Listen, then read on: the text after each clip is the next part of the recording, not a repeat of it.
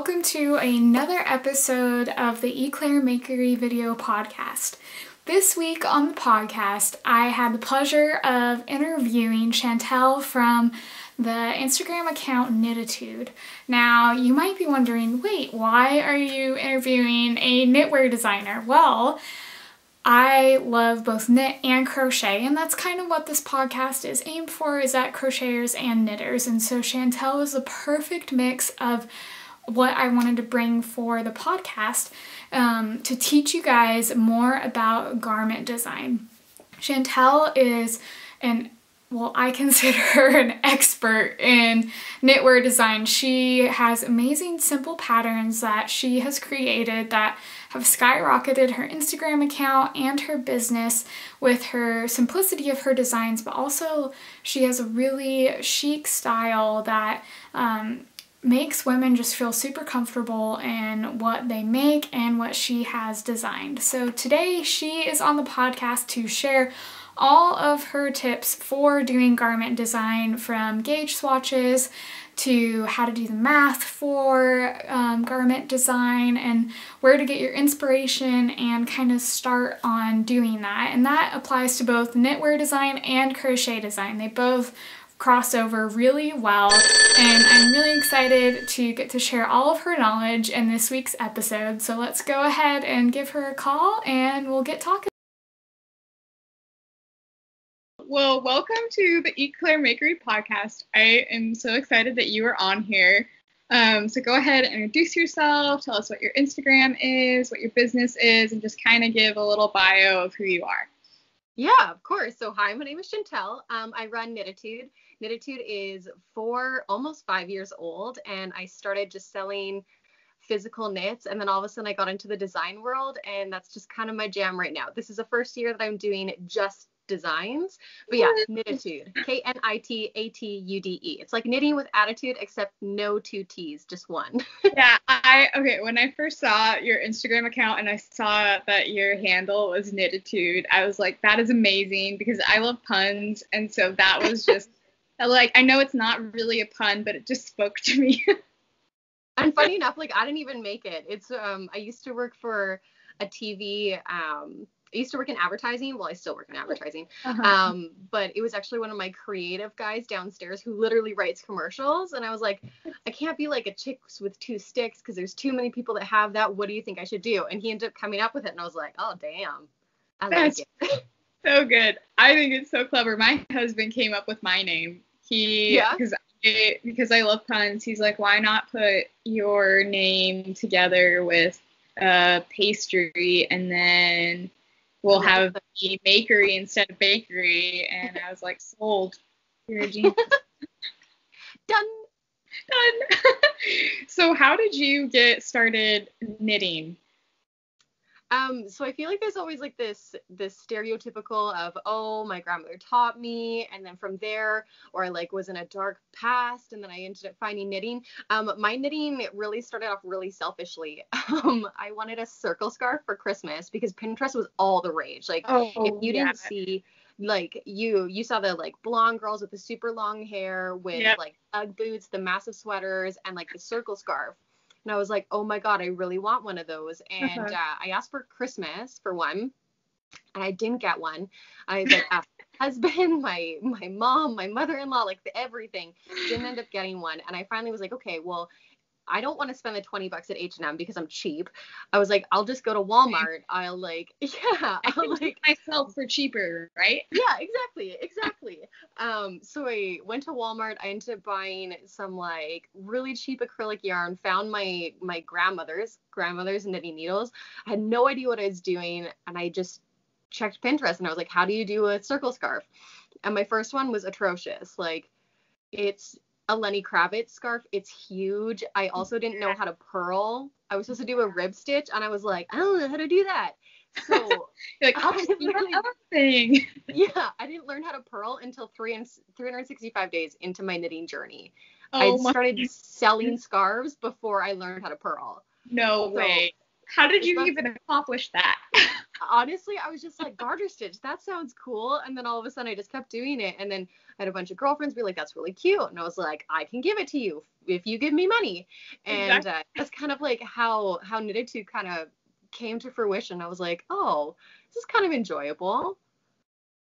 And that's my knitting story. I know it's super like cliche, well, not cliche, but it's like, it's really I like this. You don't hear many people saying like, I did this selfishly because I wanted this. Like, I think it's unique. You're like, no, I just did, like, I wanted to, it wasn't like, I want to do something with my hands. Like, it was just like, I don't want to pay for that, and I can figure out how to do that. I'll do it. I love that so much. I think that's great. My grandma taught me how to crochet, and then I like asked my mom if she could help me, and she's like, I don't know a lot. So, and like I think when I like really, so I learned when I was 7, and then I was like, okay, I'm gonna do this like for real when I was like 10 or something. And my mom wouldn't help me, so then I was like, you know what, I'm gonna teach myself. And she like got me a crochet book. She got me a knitting kit too, because she's like, I think that'd be easier, and then I can learn how to knit too. But then I ended up teaching myself mainly, and then I was just like, I want to make that, so I'm gonna do this. Yeah, exactly. Like I honestly, I YouTubed everything. I'm self-taught. I only started learning. So I didn't even learn when I was young. Like I technically learned how to knit when I was in grade 7 because there was a couple other girls that were starting to knit, and I was like, this is kind of cool. And I maybe got like that far in a scarf, and I was like, no, this isn't for me. And then yeah, I think I'm coming up on my I think my 5-year or maybe 6-year anniversary of knitting. Like it hasn't been too long. Nice. It's bonkers. Well, you are super successful for not doing it for very long. Oh, thank you. I just fake it. That's Yeah. brutality. I know, right? Exactly. That's what my mom always said. Yeah. I think that's what a lot of us makers try to do is we're like, yeah, I'm doing the thing. Mm-hmm. Yeah, totally. Yeah, I rock. Yeah. So what got you into wanting to start doing knitwear design? Did you just want to kind of like go into do your own thing, or was there someone that suggested that you should do it? How did that start? No, I ended up going through, so this is probably my 2nd year of, so this would have been 2016 in September, is when I ended up putting up my first pattern ever. And the only reason why I started really going into the knitwear design area is because I really wanted to make something for myself, but I was so constantly being caught up with being like, you have to create stock for markets, you're behind in stock for markets. So I ended up having it where one weekend I was like, no, you're not going to make stock. You're just going to make something for yourself. And I'm like, I am a horrible pattern reader. I've never been able to read patterns. They really freak me out. I'm one of those knitters that looks at something and then doesn't understand the first thing. And I panic and I freeze up and I'm like, I can't do this. Like I'm a terrible learner. Which is funny because now I obviously make knitwear patterns, but as soon as I finish my pattern, I'll go through it and I immediately send it to testers because I'm like, I can't read that. Like, it doesn't make sense to me. It makes sense to me while I like write it and how I keep going, but I can't like look at something and be like, that totally makes sense. Yeah, exactly. I know for me, when different people, like, because everyone has their own style of how they write patterns. And so then sometimes with people, like, especially when people make amigurumi, they all, like, have certain things where they will say it differently. And then you look at it and you're like, I don't know what you want me to do. What does that mean? Let me just design it myself. That's a lot easier. Yeah. And that's honestly what it came down to. Like when I was like, okay, well, you're not going to create stock, so you're going to make something for yourself. And I was like, well, maybe I know how to do ribbing. I know how to be able to do stockinette. And the only reason why I found out those things was mainly through like trial and error while I was learning through YouTube. And I made my first pattern, not really realizing that like patterns were a thing that you could purchase. Like, I don't know, that just wasn't even like a thing in my brain because I always was like, I don't know how to do that, so I'm going to figure out how to do it by myself. And then I started making my first design, and then all of a sudden I had a couple of friends who were like, oh yeah, that's a total thing in knitting. And so I was like, okay, well, if I'm not knitting for stock, maybe I can still find a way to be able to work for Knitatude while I am making my own clothes. And then all of a sudden I started pattern designing. I reached out to Alexi from Two of Wands. Dream. Like, I can't, like, I get emotional thinking of her because she is one of the first people that I reached out to, because I'd only read technically one pattern, which was her Cloaked in Clouds poncho. And I remember reaching out to her and I was like, I have no idea what you're telling me to do in this pattern. Can you help me? So she helped me through it. And then when I finally wanted to make my own pattern, I was like, do you mind just taking a look at this? So I sent her my pattern. She went through everything. She was like, 1, you need gauge. 2, you need this. And then she listed off all these things. And honestly, I probably have Alexi to be able to help, to say thank you for actually letting me design, because she's the one who like kicked it off. That was like, yeah, you can probably do this. You can totally do this. I'm really excited to get to meet her this year. I'm gonna die. I'm gonna football tackle her. Like, so excited. That's really awesome that you got to have someone who can encourage you, because I think that's something that's so important. And like what helped me like start designing again was my husband, who isn't crafty at all. He like encouraged me to go for it, and then I've just started designing crochet garments. So now I've like reached out to other people, because it's really confusing that first time around. So it's cool when first time around still, even after I'm on like 40 patterns and I'm like, how the hell do I do that? I have no clue. I know. I'm like, wait, so how do they figure out how to do like with different sizing? How does that work? I don't understand. Yeah. Grading garments is just atrocious. But yeah, no, I think I got really lucky. And I don't even think that she realizes that she was that for me. I'm sure that she was just like, yeah, sure, I'll totally do that. Like, whatever. Like, I'll take the 5 seconds, because we never really chatted before, except for me being like, how the F do I do this in your pattern? And we chatted back like a little bit. So we, like, it's not as if she was like, we didn't like constantly, I would speak Chantal. I was never like, you're my mentor, if that kind of makes sense. I'm sure. Yeah, sure. You want to send me a pattern? I'll just take the few seconds to be able to look at. I'll give you some like critiques and be like, you didn't do this and this and this. And I'm like, I know that she knows that she's pretty influential for me, but I don't think that she knows like to the extent, because I've never really talked about it either. I love her. I love her so much. The wands are like some of my favorites, so I'm so excited that you wanted to. Thank you. I'm excited to be up by Alexi. I'm like, You're like, woo, yeah. Yeah, exactly. So for all the people who are like wanting to get into knitwear design, what would you recommend to kind of be the stepping stones of how to get to that point? What were they for you? First off, I find that there's always fads when it comes to whatever category you're talking about. So say knitting, etc. I feel like in the last year, so in 2018, I feel like it was really like patterns were the ones that people were jumping on, and then I feel like it was like buttons, like patterns, and then yarn dyeing, and then pom-poms. Yes.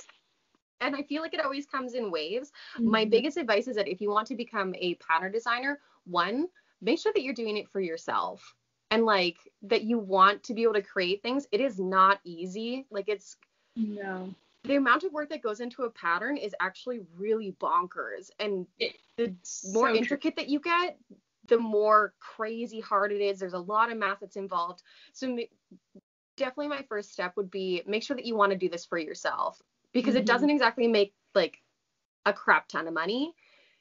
I wish it did, but I haven't gotten to the point where I'm like, oh yeah. I wish. Yeah, we all can't be the next like Find Your Fave Shawl. Like, there's no possible way.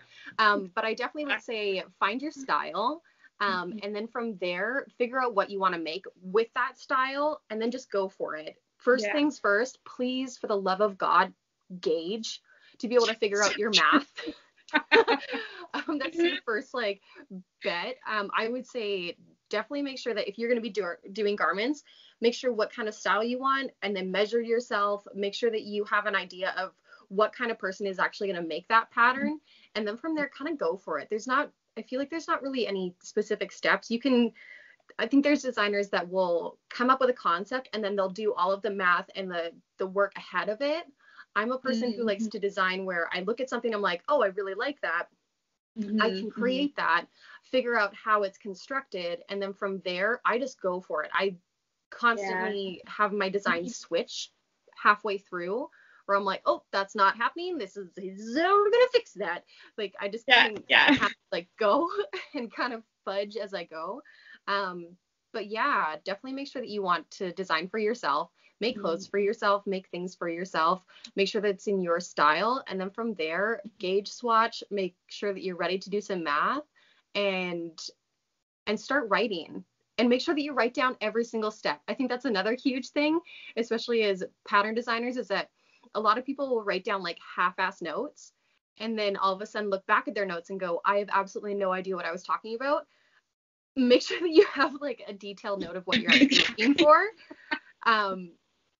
That's my biggest thing. Like the amount of times that, because I write my patterns actually in my phone, which means that it's really easy to be able to email them to myself, and then I don't have to worry about like deciphering notes. But half the time I'm like, what needle size were you on? Did you gauge that swatch? Did you put that in your notes?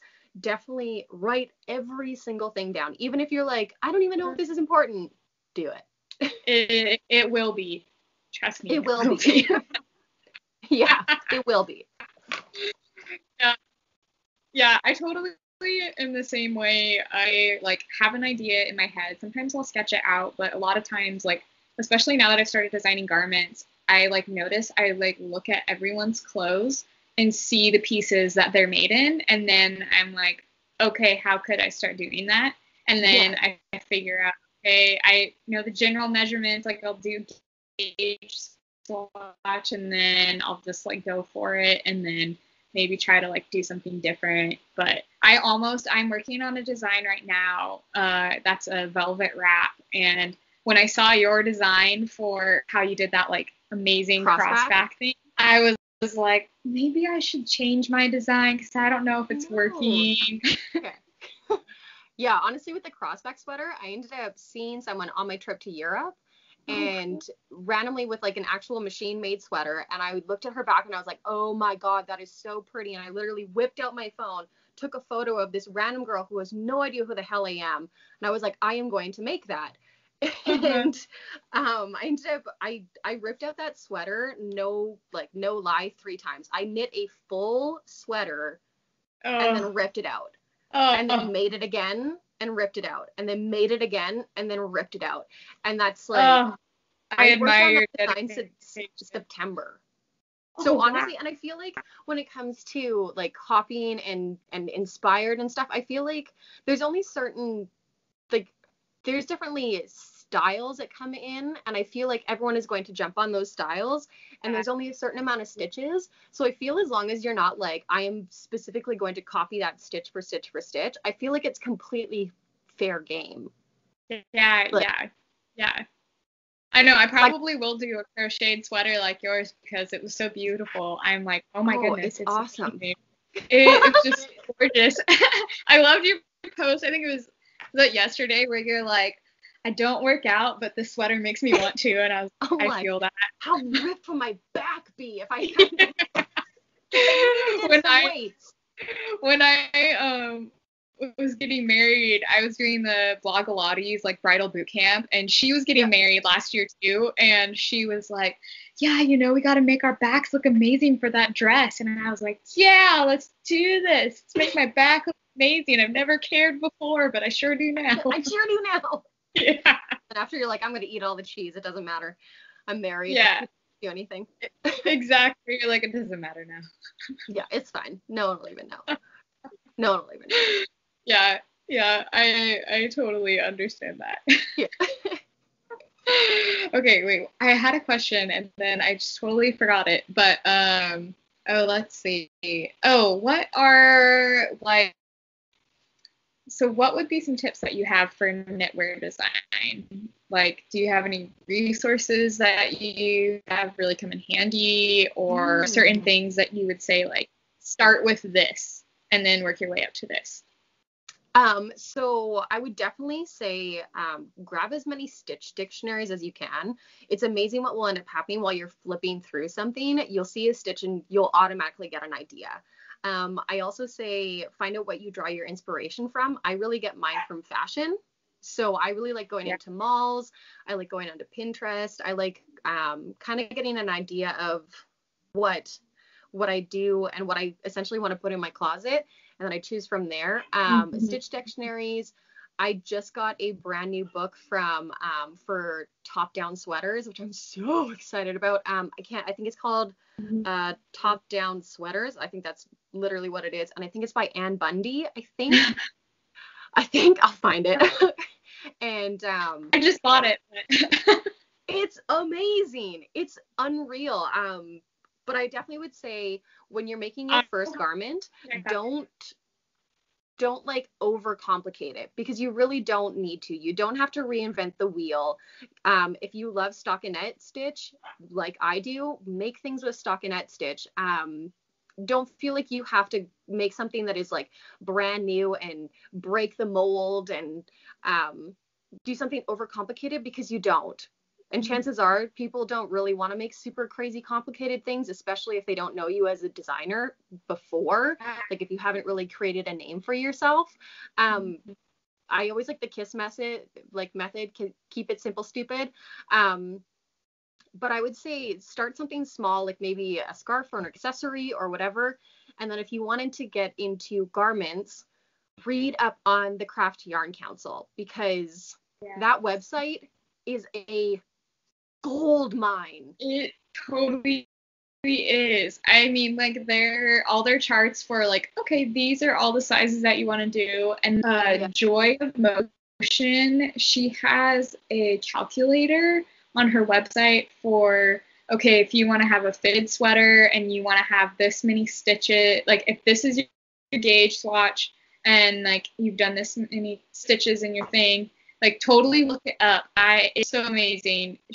And then it'll calculate, okay, at like the shoulder, you're going to need it to be this many stitches wide.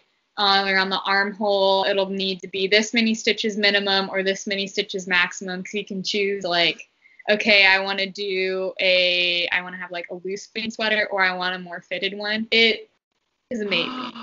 I didn't even know that. And she just came out with a couple of really, really cute raglans. Yes. Yeah.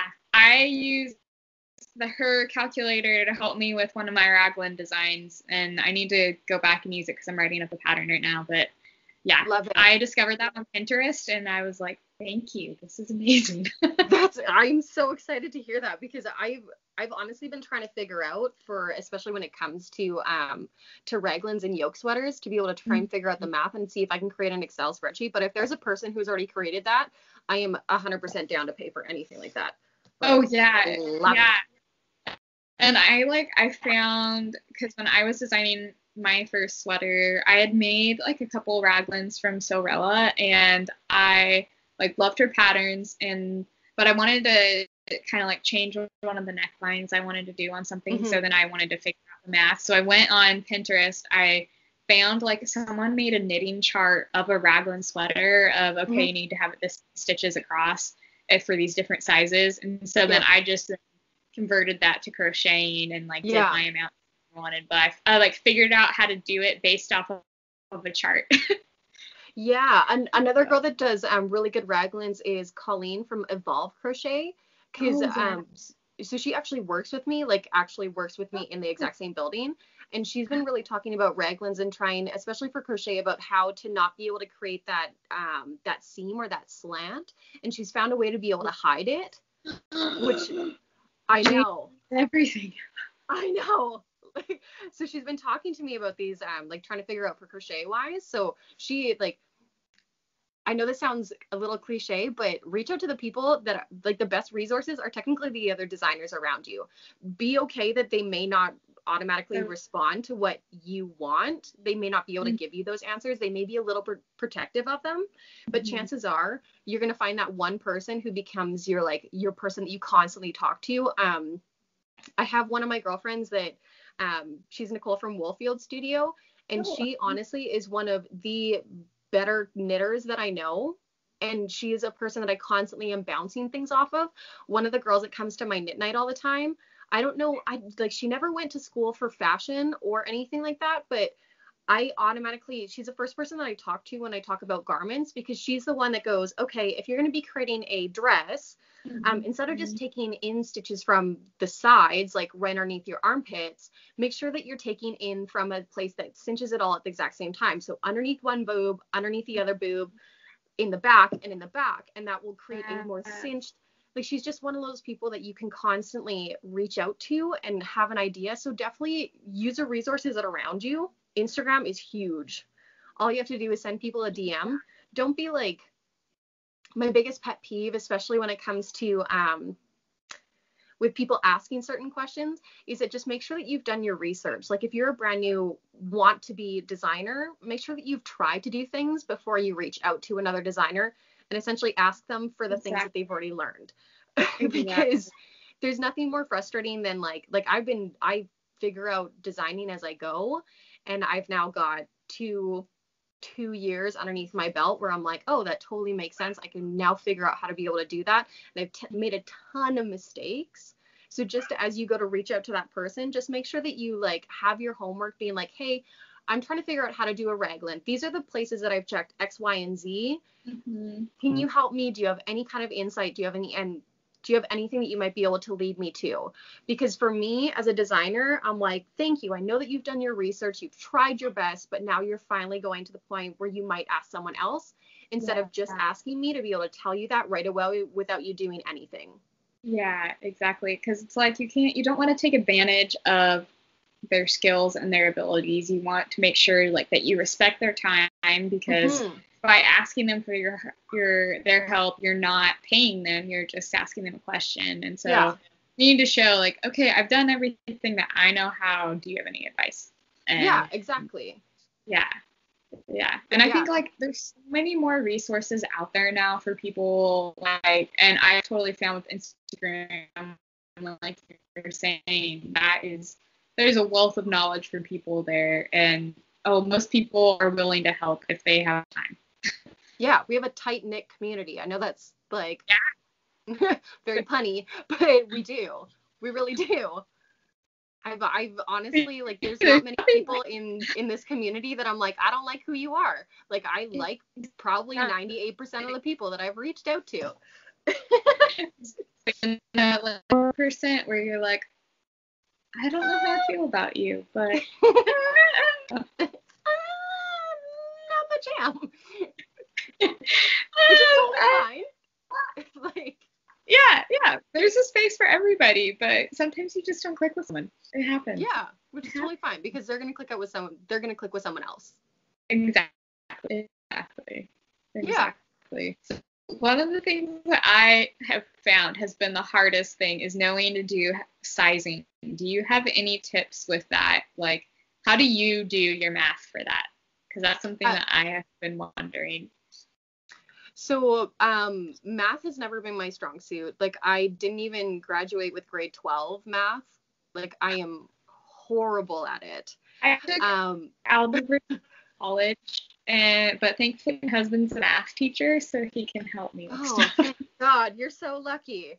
But yeah, with grading patterns, I think it just comes to make sure that you're checking out Craft Yarn Council. That's Gauge Swatch and Craft Yarn Council are going to be your best friends. Craft Yarn Council is going to say, this is the average size for a small, medium, large, extra large, give you all of the measurements for it. This is a bust size, this is a hip size, this is an average, there's tons of different things. And then there, get your gauge, and then just try and figure out how many stitches you need to get around a certain circumference. So the way that I grade all of my stuff is that I do a gauge swatch. And then from there, I find out, so I'm a medium. Oh, did I bring a calculator? Yeah, I did. I have a calculator everywhere. So my main thing is, so I'm like a 36-inch bust, which means that I'm a medium because it goes from 36 to 38 inches in circumference. So you find out your gauge, and then you see how many 4-inch squares you'll need to essentially be able to create 36. So 36, you probably already know this, but might as well just do it. 36 divided by 4, which means that I have 9 4-inch blocks that are going all the way around. And then from there, I have to figure out how many stitches are in those 4 inches. From there, you times by whatever that gauge swatch is. So say that it's 10 inches across, or 10 stitches across for 4 inches. 4 by 4, it would be 10 inches. Yeah. So if I have a 10 stitch by 4, and then I've taken 36 divided by 4, which equals 9, then I times by however many stitches are in my gauge swatch, which is 10, which means that roughly I should be casting on 90 stitches. Okay. And then from there, I base all of my sizes off of that gauge swatch. So if so technically a small is going to be 4 inches, roughly less, which means that I take 4 inches off of my gauge swatch, which means that I would do 80. And then if it's large, see, I feel like I'm pretty lucky being a medium size, because that means I think it's really hard for people that are either small or extra small to be able to create sizes knowing what they're going to look like for even larger sizes. Because that's the other thing, is that if you decide to go into garment making, you really have to decide how many sizes are you going to be able to make. Because the math for every single one is going to be different, which means that you have to check for it, as well as you have to get a tester for it.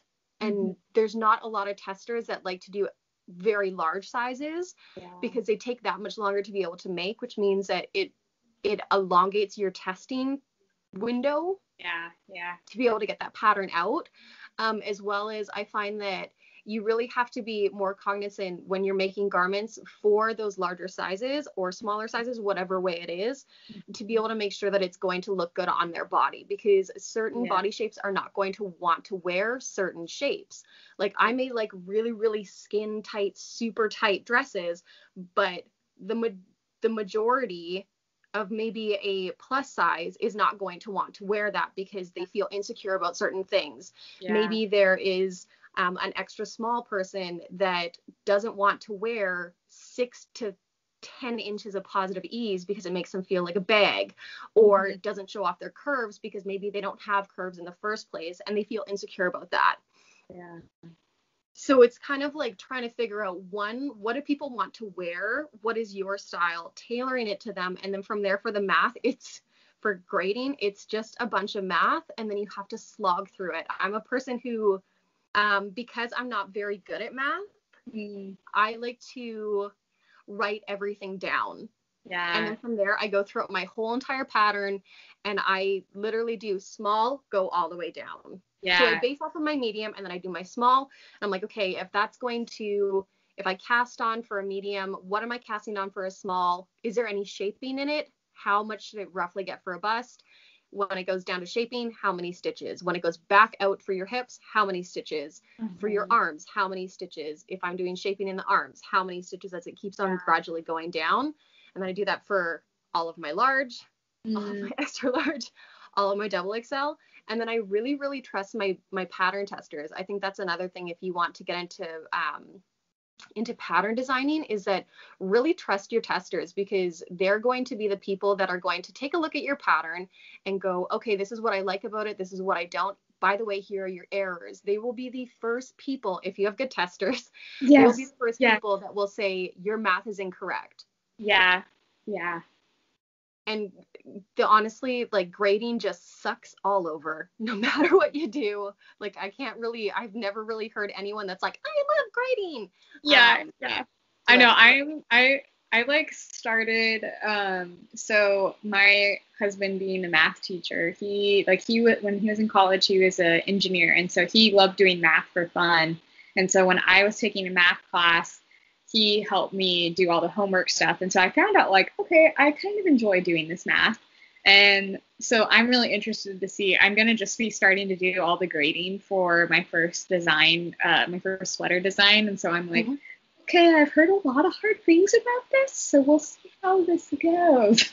I think you just have to essentially chunk it down, like make it into smaller, more manageable pieces that don't seem terrifying. Exactly. And as I work down from small all the way down, medium all the way down, large all the way down, I also, like, I work sideways, if that kind of like horizontal. That makes sense. Yeah. So if I do my so if I'm basing off of that gauge that we were already talking about, I can know that if I'm going to cast on 90 stitches for a medium, I'm going to write down that I have to cast on 80 stitches for a small, 100 for a large. Yeah. So I have that base point of like, this is the first initial cast on, this is the first initial grade, and then from there kind of work down. If that kind of makes sense. Yeah, that totally makes sense. And that totally is a smart strategy to do, because it can get really overwhelming when you're looking at something as a whole and it just looks scary, so you don't want to do it. But then once you break it into small parts, you're like, okay, I think I can actually do this. And that's honestly one of the reasons why I think that looking at patterns really scares me, and I think for a lot of other people, because you look at them and you're like, that's a lot of pattern, like that's a lot of numbers. I don't know which number I'm supposed to be paying attention to. So my biggest advice when you read a pattern is go through, highlight your size. And all of a sudden, those 5 numbers that you were looking at is now 1. That totally, yeah. Because when you look at a pattern, and especially if you're like one of the, like, because I'm a small, so I'm always one of the first sizes. So it's easy to notice that. But if you're one of those in the middle ones, it's so hard to be able to tell what you're supposed to even be doing. Yeah. Yeah. It's totally overwhelming. Yeah. Totally overwhelming. So then when you calculate like with different sizes, so like say when you're increasing, like as you're making your neckline go out, when you're doing like the increasing rows, how do you calculate, like, do you say, okay, every 7 stitches, then I do an increase.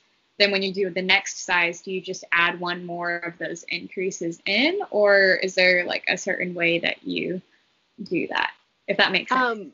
So the only things that I've done from top down are raglan sweaters, but I haven't done a seamless yoke. And a seamless yoke is when you essentially knit a couple inches and then you do a bunch of increases like every 2nd stitch or every 3rd stitch or every 5th stitch or whatever it is. Whenever it comes to a raglan, I find raglans are really easy to be able to knit and be able to size for yourself, because you're essentially casting on at the very top and then you're just increasing until it fits over your tatas. And then you're like, that fits. I'm going to pinch these 2 together. It fits over my bust. Yeah. And then from there, you just like keep working the body. But I think when it comes to knitting, there's different ways that you can technically do increases and decreases, and depending on where you put them, they're going to land differently. So for a raglan, it's really known in knitting that every single 2nd row is where you increase 8 stitches.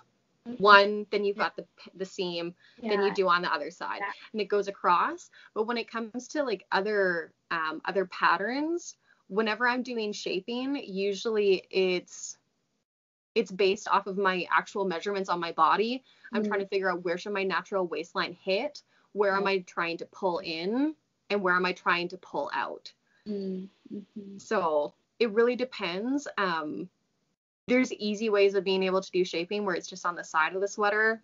And then like how my girlfriend said, she was like, you can put darts in where it's like underneath each boob and in the back. And it cinches a lot easier and creates more of like an hourglass. Yeah. I love like that there are so many intricacies to garment design that can make them all look different. And it's also frustrating that there are so many different things that you can do, but it's also just like super cool, because I think that's the thing that I've loved of being able to like, I've noticed myself when I'm watching TV, like I like watched the new Sabrina the Teenage Witch show because people were like, the knitwear is amazing. So I was like, okay, I'll watch this.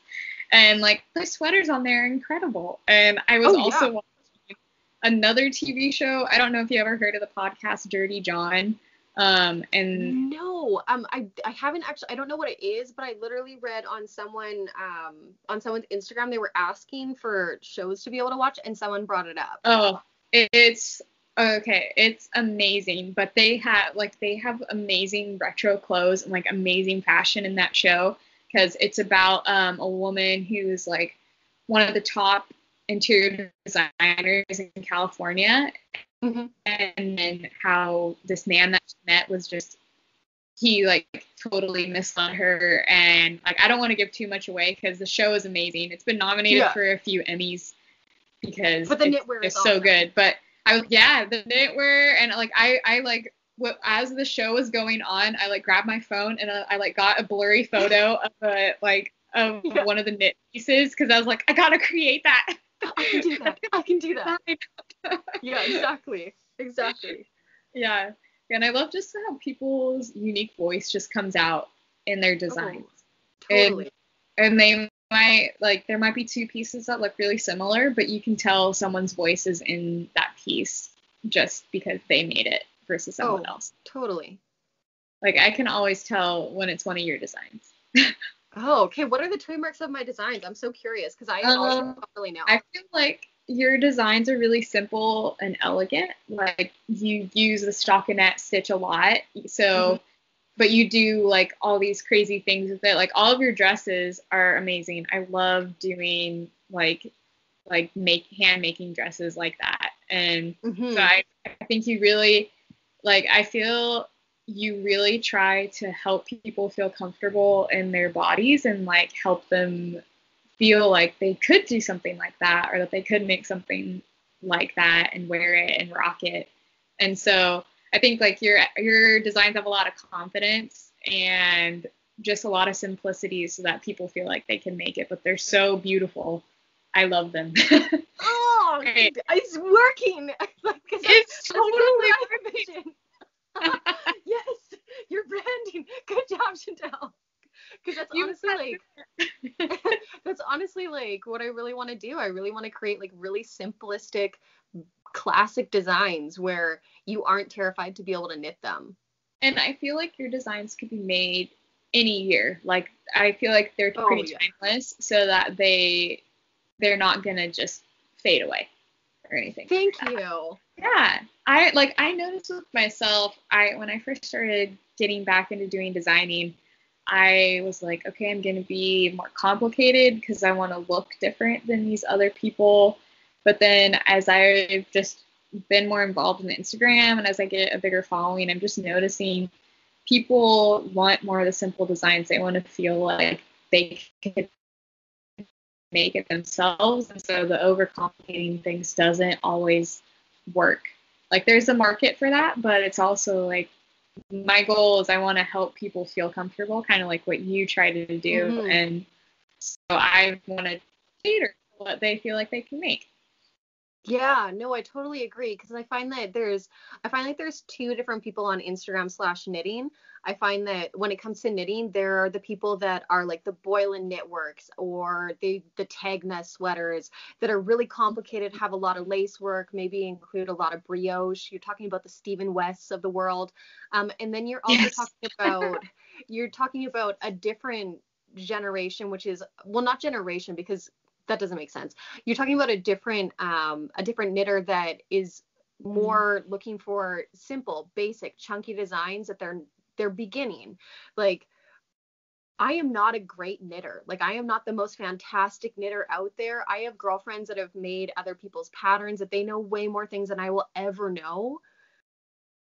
I just really like to stick to my own things because I'm like, I know how to do a stockinette stitch. I know how to do a garter stitch. I know how things construct.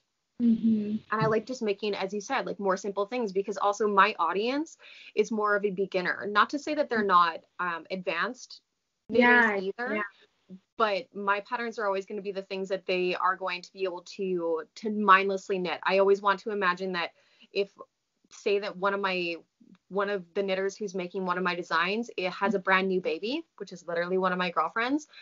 My pattern is one of those things where she can put it down mid-row and not have to panic and freak out when her baby is crying because it needs to latch. Exactly. Like, you don't need a stitch marker and like every few stitches, because exactly.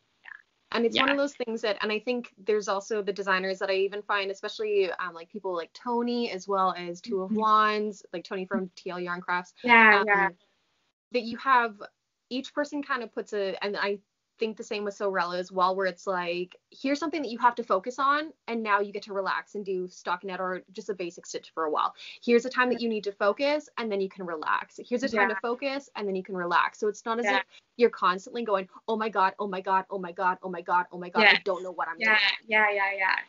Yeah, I totally get that. That's one thing. Yeah, I don't like the ones where you have to like feel like you have to count all the time. Like that's one thing that I love about raglans is like, you know, when you're doing an increase, there's a hole there that you know you got to do that. You just do it. And so like I really appreciate that about Ashley from Sorella and Tony from TL Yarn Crafts, because their designs are that like, okay, here you can do this like little design, and then okay, now you can relax. Like I made the Penelope dress, and that one was like, okay, you just focus on the raglan part right here, and then you can just crochet the whole thing, and it's just you just maybe have an increased row thrown in there every once in a while, but otherwise it's just going down, and it's just so nice. Sometimes you need stuff like that.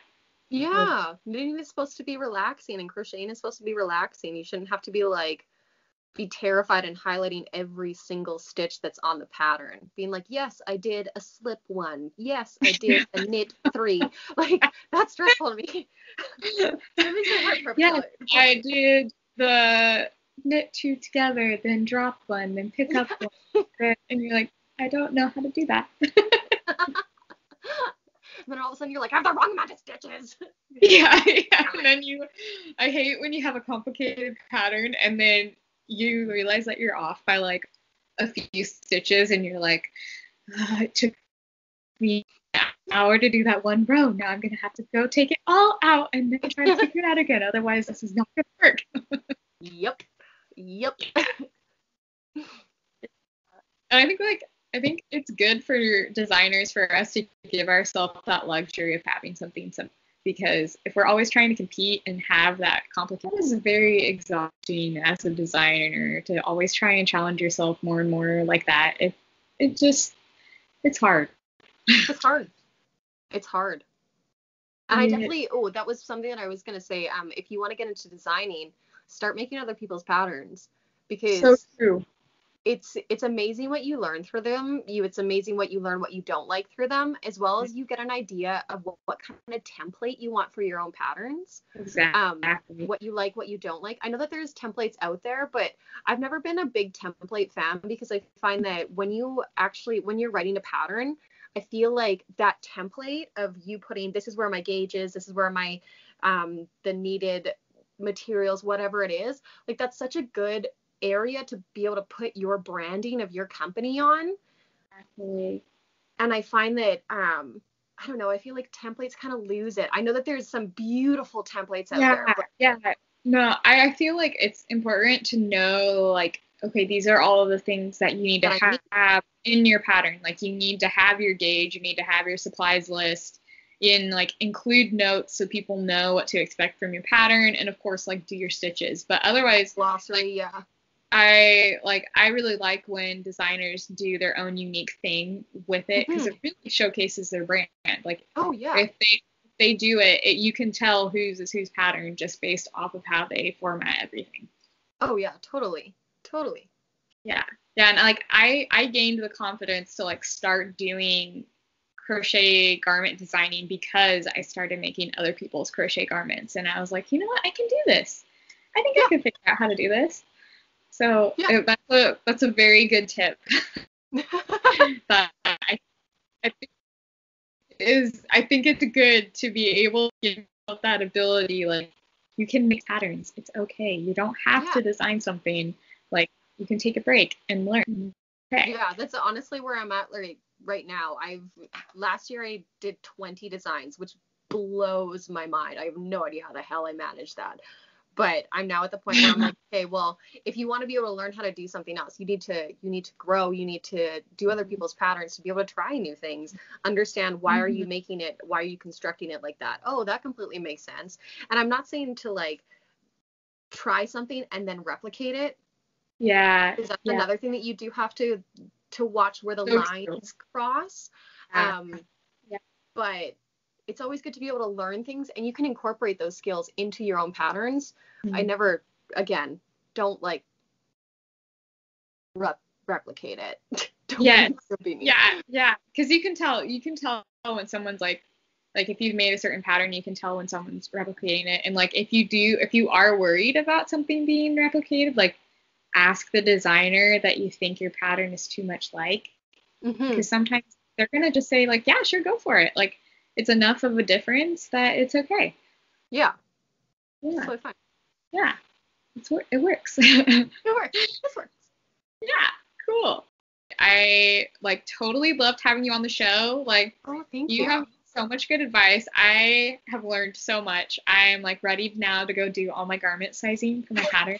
And I'm like, yes, let's do this thing. And I feel like all your advice, people are going to love it. That's a lot of really awesome, helpful tips for how to like start designing knitwear.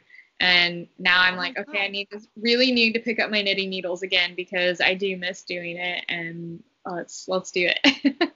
Yeah, it's wonderful. Well, thank you for having me on. I'm sorry if I wasn't very concise. I realized that I probably should have written more shit down. No. I love it. I love when people just share what's on their heart. And like, that's one reason why I started this podcast, was to be able to like, just have people be able to share all the things that they've learned and not have to have that restricted, like format, so that you can just share what you want to. So I would love to have you on again sometime, because I would love to. Super fun. I really enjoyed it. And I'm so glad we can be Instagram friends. Yay! Yay! Well, you have a wonderful rest of your evening.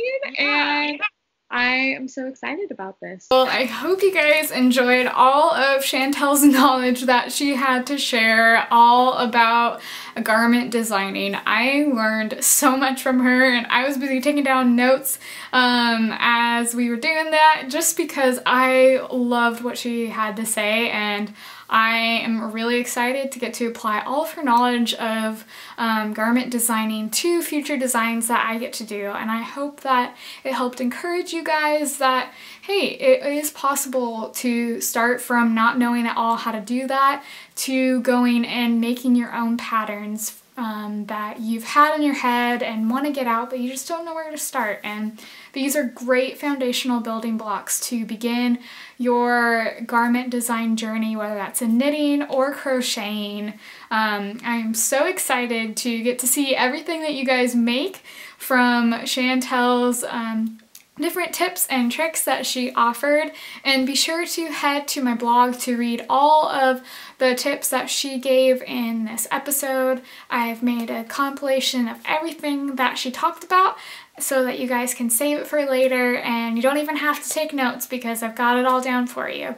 So stay tuned for next week's episode, and I will see you guys then. Have a great week and happy stitching. Bye!